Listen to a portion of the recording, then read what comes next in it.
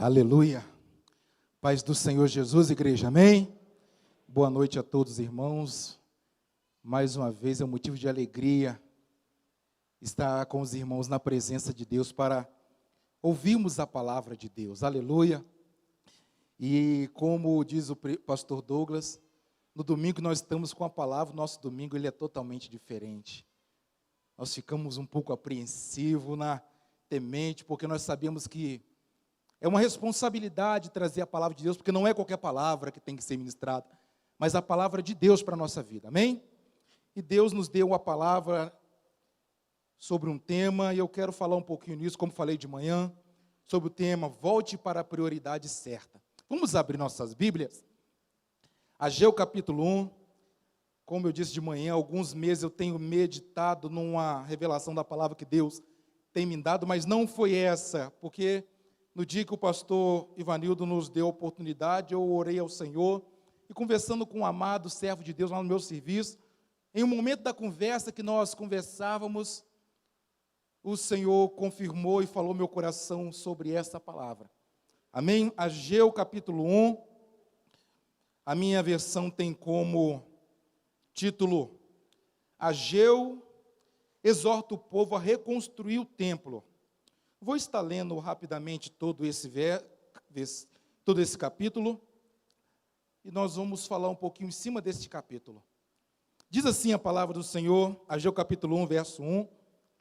No segundo ano do reinado de Dário, no sexto mês, no primeiro dia do mês, por meio do profeta Ageu, a palavra do Senhor veio a Zorobabel, filho de Saltiel, governador de Judá, e a Josué, filho de Josadaque, o sumo sacerdote, dizendo, assim diz o Senhor dos exércitos, este povo diz, ainda não chegou o tempo em que a casa do Senhor deve ser reconstruída.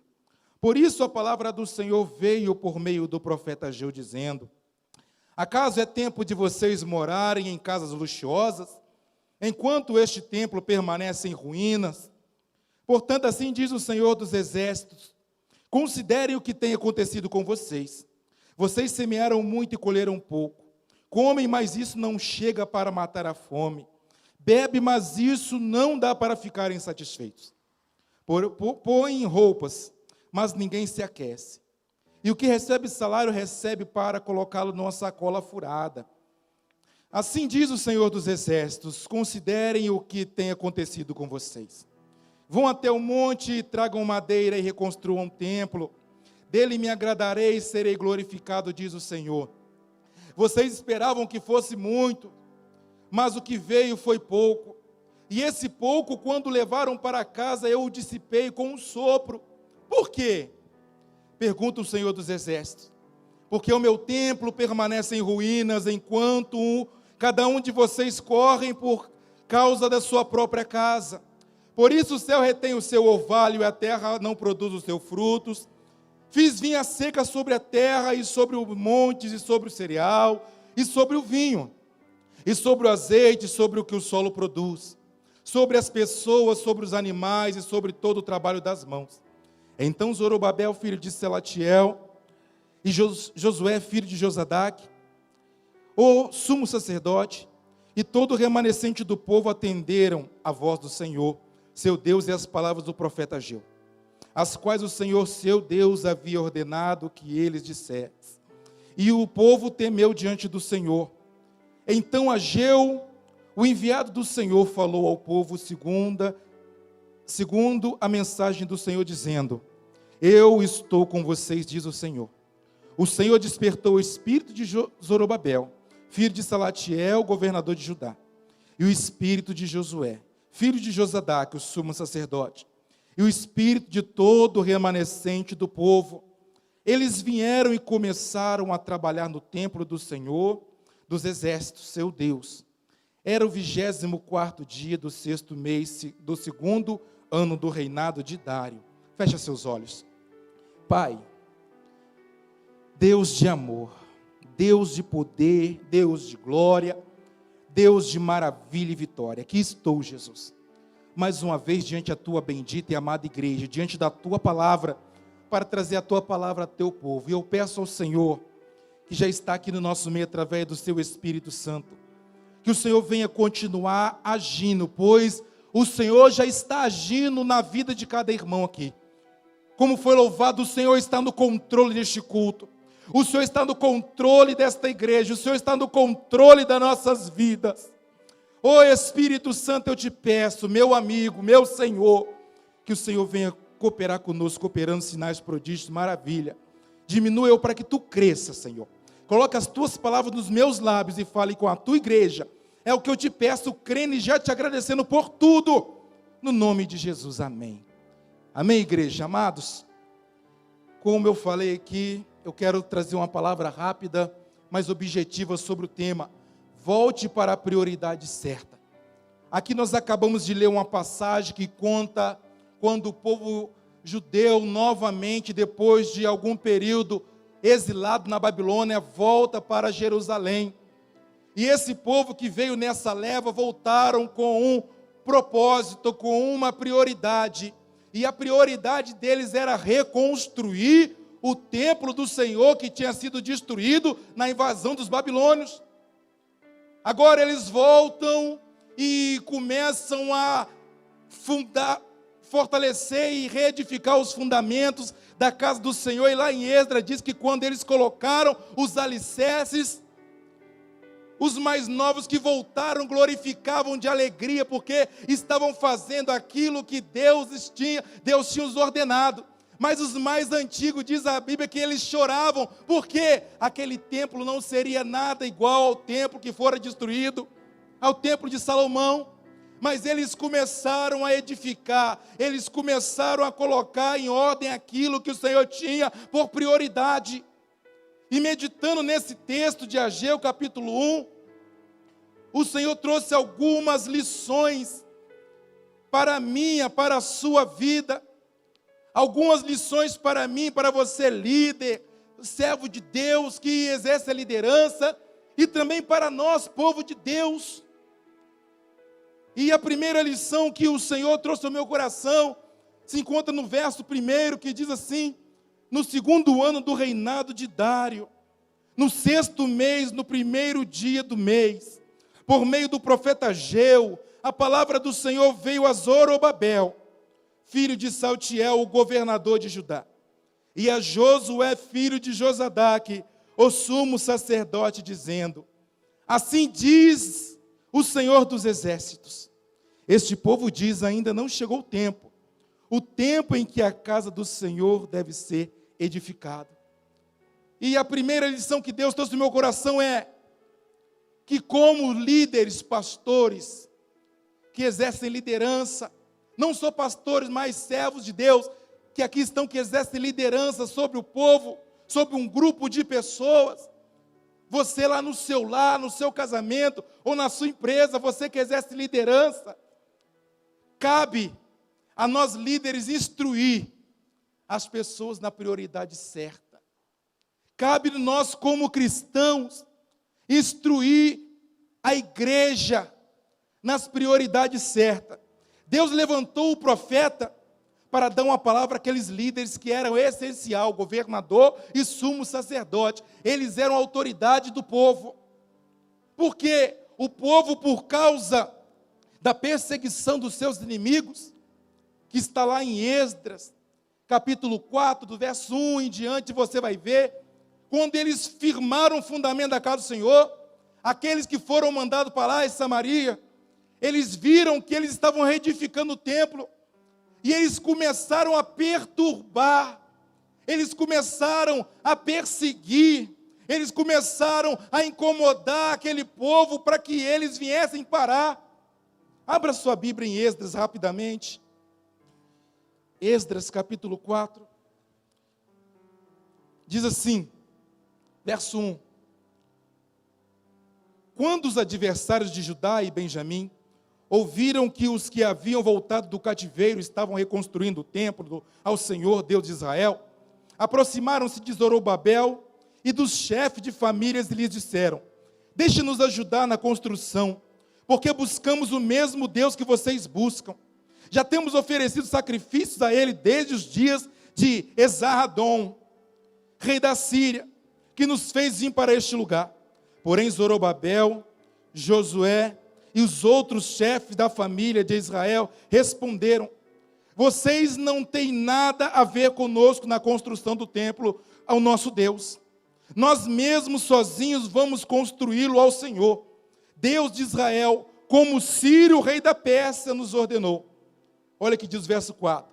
Então o povo da terra começou a desanimar o povo de Judá, perturbando no trabalho da construção. Contrataram conselheiros para frustrar os planos deles. Fizeram isso durante todo o reinado de Ciro, rei da Pérsia, até o reinado de Dário, rei da Pérsia. Eles começaram a perturbar, até que aquele povo parou a construção. Mas, para mim, aqueles líderes não poderiam ter feito conforme fizeram, deram ouvido, aceitaram a afronta. Por isso que nós temos que, como líder, instruir o povo a permanecer, mesmo que venha perseguição, mesmo que venha dificuldade, mesmo que venha objetivos e obstáculos com o objetivo de nos tirar da direção que Deus nos colocou, na prioridade que Deus requer da minha e da sua vida, nós não podemos parar. Nós, como líder, temos que instruir ao povo de Deus na prioridade, e como cristão, o que é prioridade para mim e para a sua vida? É ser um crente cheio da presença de Deus, compromissado com a palavra, compromissado com a comunhão, compromissado com a vida de oração. Aqueles líderes, eles foram levantados por Deus para isso, para instruírem o povo a permanecer na prioridade de Deus. E quantas pessoas dos nossos dias estão se desviando dos caminhos do Senhor?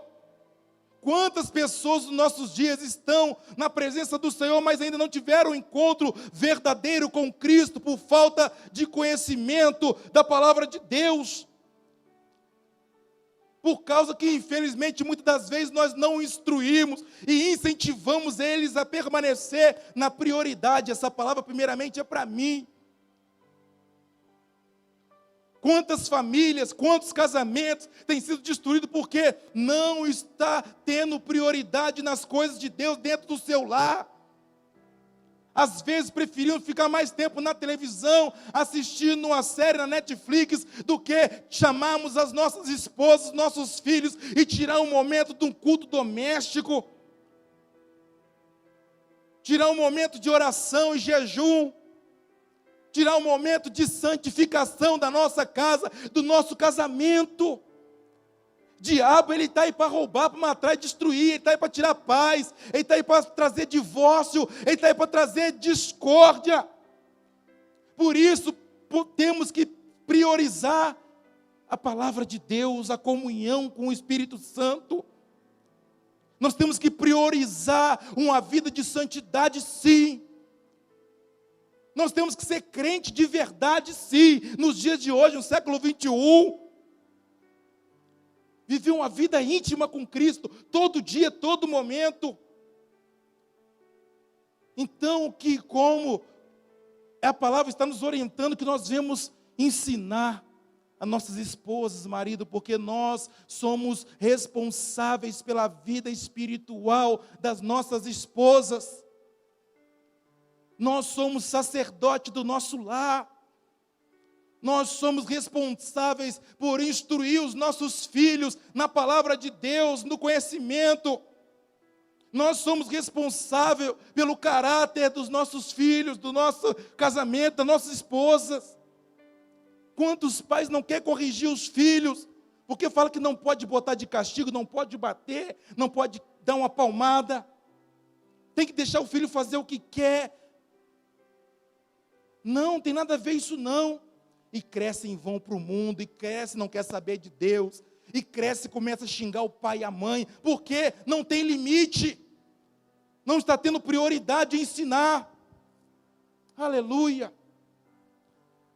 Primeira característica, primeira lição, que nós vemos instruir a nossa vida, porque nós temos que ser exemplo.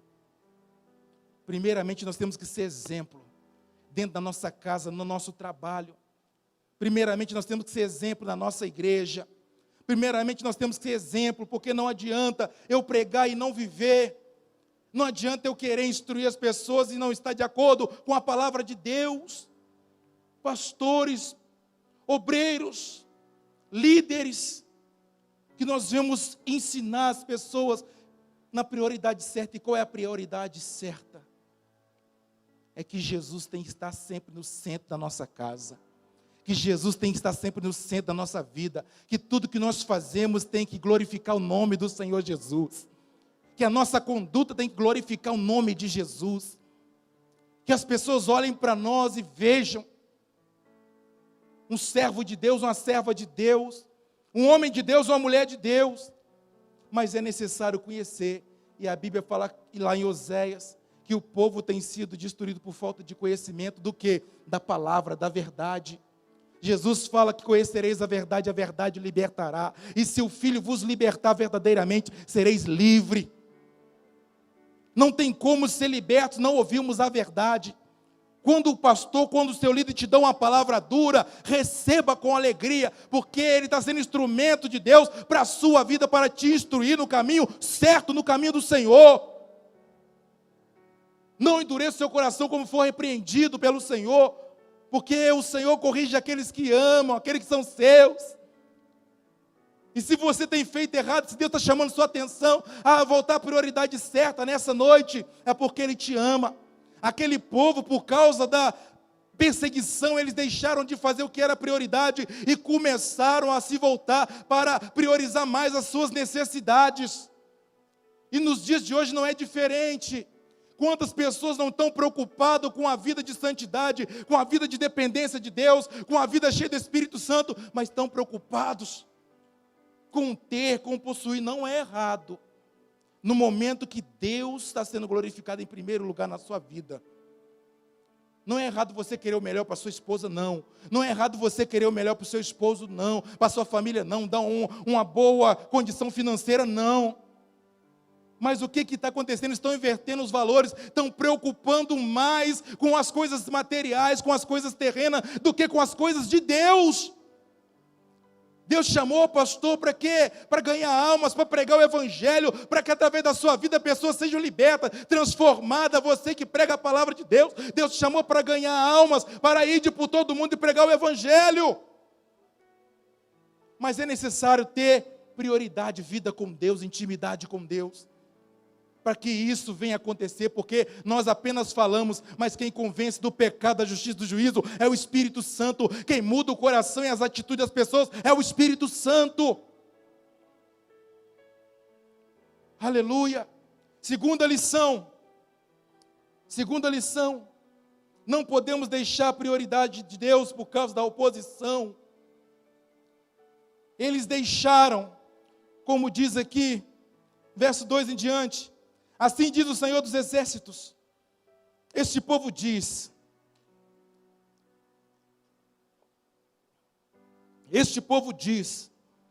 ainda não chegou o tempo em que a casa do Senhor deve ser reconstruída. Por isso a palavra do Senhor veio por meio do profeta Ageu, dizendo: acaso é tempo de vocês morarem em casas luxuosas, enquanto este templo permanece em ruínas? Trazendo para os dias atuais, o tempo do Espírito Santo é a minha e a sua vida. Quantos cristãos estão deixando de ir para a igreja, estão deixando de servir a Cristo por causa da perseguição, por causa de um irmão ou de uma irmã falar alguma coisinha? A Bíblia nos fala que a nossa luta não é contra carne e sangue, mas contra a potestade, principado, contra as hostes espirituais da maldade nos lugares celestiais. Às vezes você está olhando para a pessoa e tendo ódio dela, porque acha que é ela que está sendo uma perseguição na sua vida. Não, é o inimigo. Então, como vencer e permanecer em Cristo? É orando, é buscando a presença de Deus, é vivendo uma vida de comunhão. Senhor, olha, eu amo o meu irmão, o inimigo tem tentado usar a vida dele, ou a vida dele para me atrapalhar, mas abençoa ele, transforma a vida dele, Senhor. Eu não vou deixar de te servir por causa disso. Às vezes vem a dificuldade financeira, abandonamos Cristo, porque achamos que Cristo é o culpado de nós estarmos passando por essa dificuldade. Não! Às vezes Deus está permitindo essa dificuldade para manifestar o poder dele e mostrar que ele tem muito mais para a sua vida, para a minha vida. Mas só que nós não entendemos e deixamos que a oposição nos tire do propósito e da direção que Deus tem para a nossa vida. Eu vejo nossos irmãos aqui, os pais do Roberto, quantos anos de cristão, nosso irmão Sebastião, nossa irmã Célia, quanta luta, quanto obstáculo eles tiveram que enfrentar para seguir a Cristo. Mas mesmo assim eles permaneceram, porque eles entenderam que a prioridade é adorar a Deus.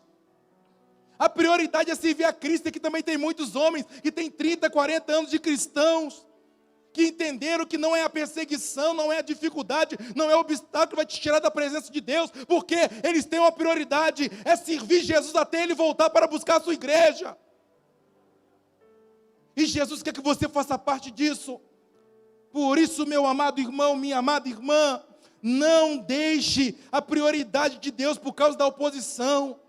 Se você tem focado mais nas coisas materiais, espera um pouquinho, respira e volta para onde Jesus te chamou e volte a fazer aquilo que você fazia antes.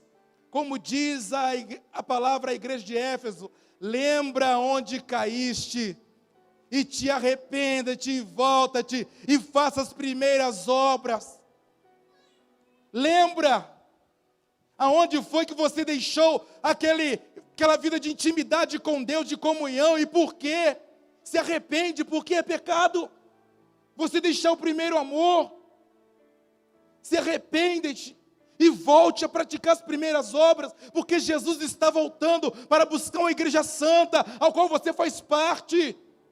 Não deixe que a luta, não deixe que a dificuldade, não deixe que as coisas dessa vida ofusquem a sua vida espiritual. Não deixe que nada te tire da prioridade que é Cristo. Em vós a esperança da glória. Não deixe. Priorize a Cristo. Permaneça em Cristo e as demais coisas Ele acrescenta. Ele sabe o que você necessita, Ele sabe o que eu necessito. E no momento certo Ele vai suprir. Não coloque nada em primeiro lugar, se não for Deus na sua vida, porque senão nada vai acontecer. Não é no seu tempo, é no tempo de Deus. Permaneça na prioridade. Aquele povo, eles deixaram a prioridade e preocuparam com a necessidade. E a terceira lição que eu aprendo é que as prioridades erradas sempre trará insatisfação, sofrimento e derrota. As prioridades erradas sempre trará insatisfação, sofrimento e derrota. Olha o que diz o verso 5. Portanto, assim diz o Senhor dos Exércitos: considerem o que tem acontecido com vocês. Vocês semearam muito e colheram pouco. Comem, mas isso não chega para matar a fome. Bebe, mas isso não dá para ficar insatisfeito. Põe roupa, mas ninguém se aquece. E o que recebe salário, recebe-o para colocar numa sacola furada. Verso de número 9. Vocês esperavam que fosse muito, mas o que veio foi pouco. E esse pouco, quando levaram para casa, olha só Deus falando, eu o dissipei com um sopro. E por quê? Pergunta o Senhor dos Exércitos. Porque o meu templo permanece em ruínas, enquanto cada um de vocês corre por causa da sua própria casa. Por isso o céu retém o seu orvalho e a terra não produz o seu fruto. Fiz vinha seca sobre a terra, e sobre os montes, e sobre os cereais, e sobre o vinho, e sobre o azeite, e sobre o que o solo produz, sobre as pessoas, sobre os animais, e sobre todo o trabalho das mãos. Como eu disse, as prioridades erradas trará insatisfação, sofrimento e derrota.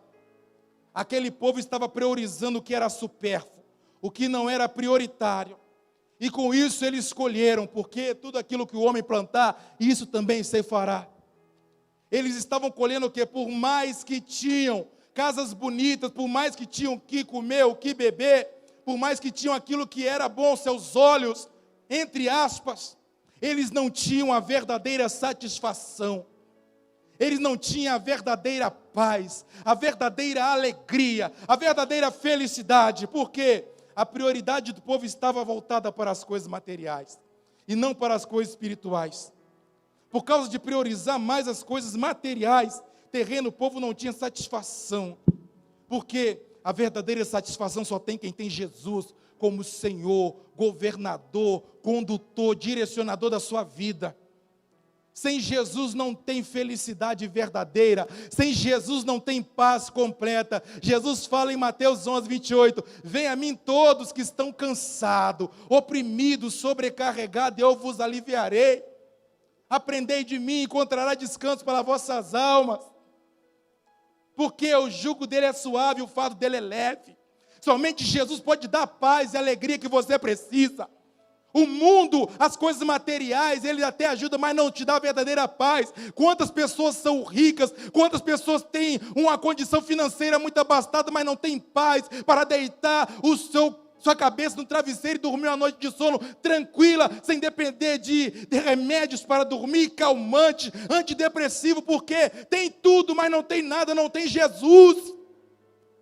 E aquele povo não estava diferente, eles tinham tudo, mas não tinha nada, porque não estava priorizando aquilo que Deus tinha mandado para eles priorizar, que era reconstruir o templo. E o templo hoje é a minha vida, é a sua vida. O templo hoje é eu e você vivermos uma vida com Cristo, andar com Cristo, ser cheio da presença de Cristo, porque Gálatas diz, Gálatas 5, já estou terminando, igreja, aleluia. Gálatas 5, nos fala que o fruto do Espírito, olha o que é o fruto do Espírito. 5:22. Mas o fruto do Espírito é amor, alegria, paz, longanimidade, benignidade, bondade, fidelidade, mansidão, domínio próprio. Mas eu quero focar os 3 primeiro: amor, alegria e paz. Quantas pessoas estão insatisfeitas, não têm paz dentro da sua casa, não tem paz no seu casamento, não tem paz com os seus filhos, não tem paz no seu trabalho e acha que a pessoa está perseguindo, porque falta Jesus. E Jesus quer trazer isso para mim, para a sua vida hoje. Ele quer te encher do Espírito Santo, Ele quer te mostrar que aquilo que você está priorizando não é prioridade, a prioridade é você ser cheio da presença dEle. Ele está mostrando para mim e para você que quando você priorizar Ele, as coisas vão começar a acontecer. Não é somente vir na igreja, ouvir a palavra, mas sai daqui, não acontece nada, não muda nada. É ouvir a palavra, receber a palavra como uma terra boa e colocar em prática. Oh Jesus, eu preciso melhorar como esposo. Eu tenho sido tão impaciente com a minha esposa. Eu tenho dado mais atenção ao meu trabalho, às coisas materiais. Eu preciso ter mais atenção para os meus filhos. Eu, em vez de ter tempo com meus filhos, brincar de futebol com eles, levar eles para passear, eu comprei um celular e botei na mão deles e deixei ele lá o dia inteiro. Assim ele não me perturba, assim ele não me incomoda. Está priorizando o que não é para priorizar. Priorize a vida com Deus, priorize o seu casamento, priorize os seus filhos. Priorize. E você vai colher. Olha que diz o Salmo 128. Salmo 128, aleluia. Bem-aventurado aquele que teme ao Senhor e anda nos seus caminhos. Olha só, você comerá do fruto do seu trabalho, será feliz e tudo irá bem com você. Sua esposa no interior da sua casa será como videira frutífera. Seus filhos serão como rebentos de oliveira ao redor da sua mesa. Eis como será abençoado o homem que teme o Senhor. Temer o Senhor que é você apartar do mal, é você viver uma vida em comunhão com Ele. Temer o Senhor é você reconhecer que Ele tem que ser sempre prioridade na sua vida. Temer o Senhor é você reconhecer que Ele que tem que estar no controle do seu casamento para dar certo. Temer o Senhor é você reconhecer que Ele precisa estar na direção das decisões que você toma no seu dia a dia. É você não querer fazer aquilo que você quer, mas aquilo que Ele está mandando você fazer. Mesmo que seja para perda sua. É você honrar a Deus. É você ser fiel a Deus. É você ter compromisso com Deus. Ele vai te abençoar, Ele vai abençoar seu casamento. Ele vai abençoar os seus filhos. Ele vai abençoar e vai te dar felicidade. Em tudo aquilo que você fazer, Deus vai te honrar, porque é a palavra dele, e ele vela para cumprir com a palavra dele. Quarta e penúltima lição, já estou terminando, vou encerrar rápido. Por amor de nós, Deus permite-nos passar por dificuldades para nos mostrar que precisamos voltar a priorizar Ele. Esse povo, eles precisaram de passar por tudo isso. Miséria, escassez, insatisfação, para entender que eles estavam priorizando aquilo que não era para ser priorizado. Eles tiveram que passar por esse momento difícil, de frustração, de decepção, para entender que eles precisavam voltar para a direção que Deus queria. Como diz o filho pródigo lá em Lucas, capítulo 15, verso 17 em diante, diz que ele pediu ao seu pai que desse tudo que pertencia a ele, pegou, foi embora e gastou tudo do jeito que ele achava que era certo. O dinheiro acabou, ele começou a padecer, começou a sofrer, ninguém dava serviço, começou a desejar comer comida de porco. Mas ele se lembrou do pai: levantar-me, irei ter com meu pai. E direi: pai, pequei contra o céu e perante ti, e já não sou digno de ser chamado de filho. Ele reconheceu que a atitude errada dele levou ele àquela vida de miséria. E quantas pessoas estão assim? Não tem paz no seu casamento porque ainda não entenderam que Jesus tem que estar no centro. Não tem paz na sua vida porque não entenderam que Jesus tem que estar no centro. Enquanto Jesus não for o centro, as coisas não vão fluir. As coisas não vão acontecer. E se Jesus não estiver no centro da sua vida, se Ele voltar a qualquer momento, e aí? Você sobe ou fica? Se você morrer longe de Jesus, e aí? Ele está te chamando: volte que eu estou te esperando. Ele está te chamando: eu volte à prioridade. Volte ao meu amor, volte aos meus braços, volte a fazer aquilo que eu te chamei para fazer, porque eu tenho o melhor para você. Conclusão. Quinta lição. Quando entendemos o que é prioridade em nossa vida cristã, e nos voltamos a colocar em prática e desfrutamos dos resultados de Deus na nossa vida. E lá no versículo 12 diz: então Zorobabel, filho de Selatiel, e Josué, filho de Josadaque, o sumo sacerdote, e todo o restante do povo atenderam a voz do Senhor, seu Deus, e as palavras do profeta Ageu, os quais ao Senhor seu Deus havia ordenado que ele dissesse. E o povo temeu diante do Senhor. Então Ageu, enviado do Senhor, falou ao povo, segundo a mensagem do Senhor, dizendo: eu estou com vocês, diz o Senhor. E o Senhor despertou o espírito de Zorobabel, filho de Saltiel, governador de Judá, o espírito de Josué, filho de Josadaque, o sumo sacerdote, e o espírito de todo o restante do povo. Eles vieram e começaram a trabalhar no templo do Senhor dos Exércitos, seu Deus. E daí em diante Deus só fez promessas de vitória, que seria com eles, independente dos obstáculos, da dificuldade, dos momentos difíceis que eles passavam, Deus estava com eles para os honrar. E Deus está fortalecendo e renovando o seu espírito nessa noite. Deus está falando para você que Ele tem uma grande obra ainda a realizar na sua vida. Ele não desistiu de você, Ele quer te usar para ganhar almas para Ele, Ele quer te usar para restaurar o seu casamento, Ele quer te usar para ganhar os seus filhos, Ele quer te usar lá na empresa onde você trabalha, mas é necessário que você faça como esse povo, entenda que Deus te chamou para uma comunhão mais de perto, mais íntima. Entenda que Deus está chamando para um compromisso. Entenda que Deus está te chamando para viver uma vida constante com Ele, priorizando a Ele. E você vai ver grandes coisas Ele fará. Aquilo que os olhos não viu, que o ouvido não ouviu, e que nem subiu ao coração do homem, é o que Deus tem preparado para aqueles que o amam. E Jesus diz lá em João que aqueles que me amam, guardam os meus mandamentos. Coloque a palavra de Deus em prática e você vai viver o sobrenatural de Deus na sua vida, em todos os aspectos, porque é a palavra de Deus. Quem nos diz isso, eu agradeço a oportunidade. E as palmas louvam o nome do Senhor Jesus.